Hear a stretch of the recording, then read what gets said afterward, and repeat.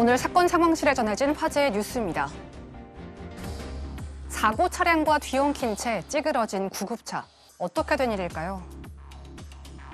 오늘 오전 5시쯤 서울 방향의 서해안 고속도로. 사고 차량들이 도로에 줄지어 멈춰 있는데요. 차량 5대가 연쇄 추돌한 사고 현장입니다.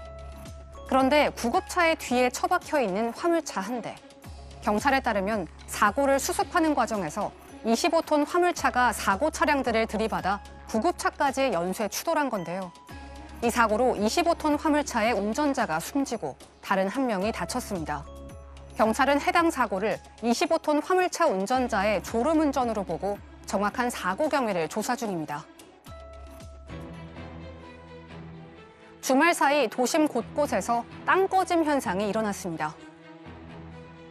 아스팔트 바닥 위에 커다란 구멍이 뚫려 있습니다. 구멍 아래로 텅 빈 지하 공간이 보이는데요. 잠시 후 소방대원들이 내려가 구조 작업을 펼칩니다. 어제 오전 7시 20분쯤 서울 여의도에 있는 공사장에서 아스팔트가 주저앉는 사고가 발생한 건데요.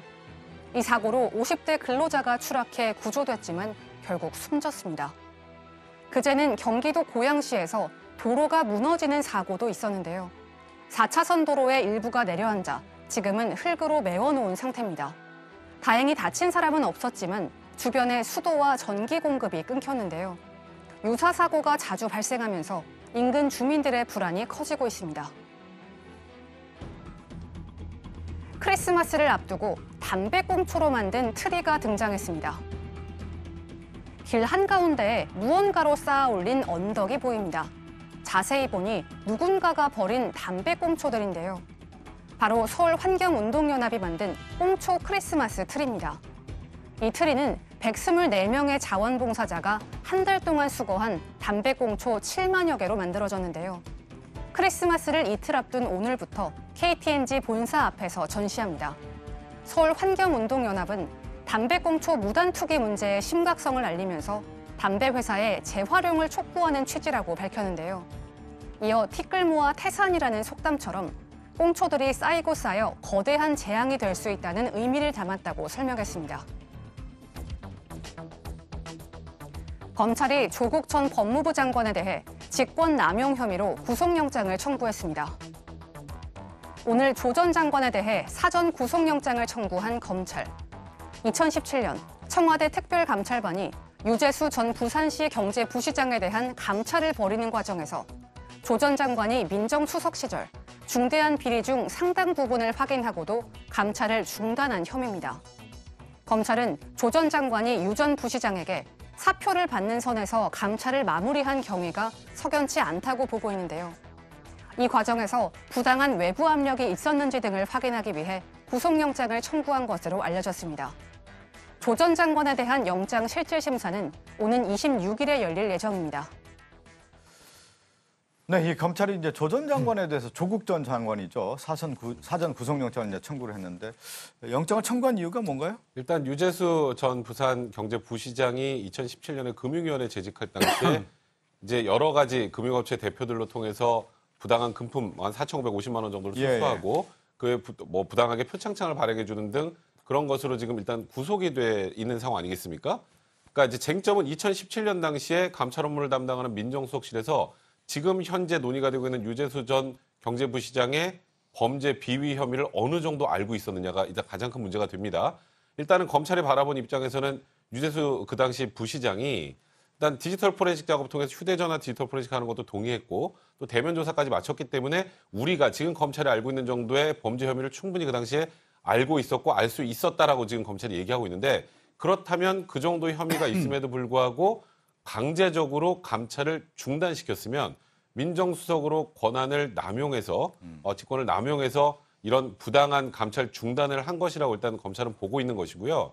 일단 조국 전 장관 입장에서는 물론 그 당시에 비위 사실 어느 정도 있었지만 우리는 검찰처럼 강제 수사권도 없기 때문에 지금 당신네들 검찰처럼 내가 정확하게 알지 못한다.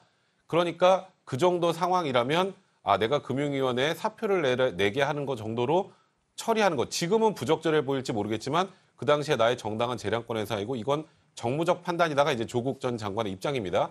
근데 검찰은 일단 그 당시에 청와대 민정수석실에서 지금 유재수 전 부산부시장의 비위에 대해서 거의 명확하게 알고 있었고 또 외부에서 부당한 개입 등이 있었던 것. 예를 들어서 박형철 반 부패비서관이 이런 얘기를 했죠. 조국 그 당시 민정수석이 여기저기서 전화가 너무 많이 온다. 그만하자. 이제 이게 이제 검찰은 사실이라고 보고 일단 영장을 청구한 것으로 보입니다. 근데 사실은 이번에 이제 그 법적 쟁점이 될 분야 중에 하나가 뭐냐면 이제 직권남용 혐의를 두고 어디까지 직권남용을 적용할 것이냐에 대한 부분인데요. 그러니까 앞으로 치열한 법적 공방이 예상돼요. 그렇습니다. 직권남용을 얘기할 때 항상 제일 먼저 그 전제가 어디까지가 그 직책의 직권이냐 예. 이 부분을 보는 건데 조국 민정수석 당시 민정수석의 직권이 어디까지인가를 좀 판단하는 게 쟁점이 되겠죠. 유재수 전 부시장의 비위를 알고도 당시 소속이었던 금융위에 사표 내는 정도로 무마시킨 것.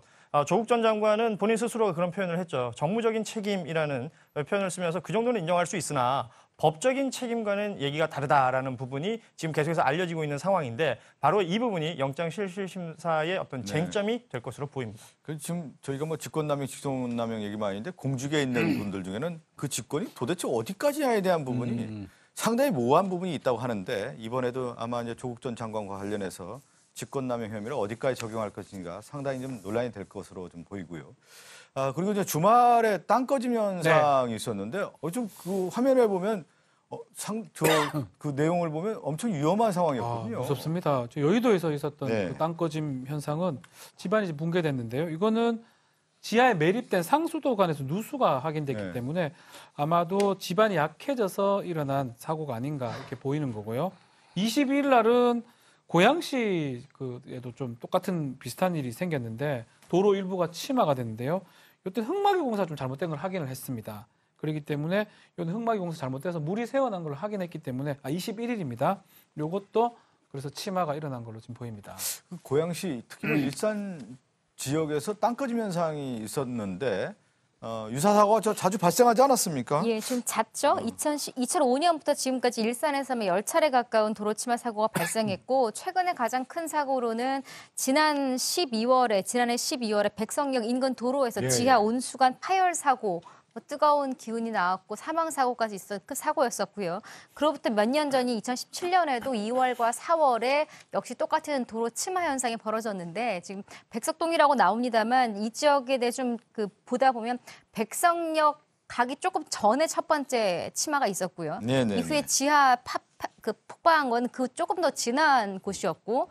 어제 그제 벌어진 사건은 또 그 더 일산 쪽으로 들어갔었거든요. 이러다 보니까 당시 일산 신도시가 만들어질 땅속 공사 자체에 혹시 부실합이나 이런 게 있었는 게 아니겠냐라는 추측도 나오고 있어요. 그렇게 되면 네. 지하철역을 쭉 따라서 지금 쫙 그러니까요. 지금 네. 일어나다 보니까 주변에 계신 분들은 혹시 우리 지역까지 오는 것 아니야? 혹 옆으로 다 퍼지는 것 아니야? 네. 이런 불안감이 좀 가중되고 있는 상황은 맞습니다. 네, 지금 뭐 땅 꺼짐 현상 저희가 좀 화면으로 보여드리고 있는데 저 정도 되면 상당히 위험하기 때문에 그 지역 주민들은 상당히 불안감에 떨 수밖에 없는데요. 그 안전 대책 확실하게 좀 대책을 마련해 주기를 바라겠습니다.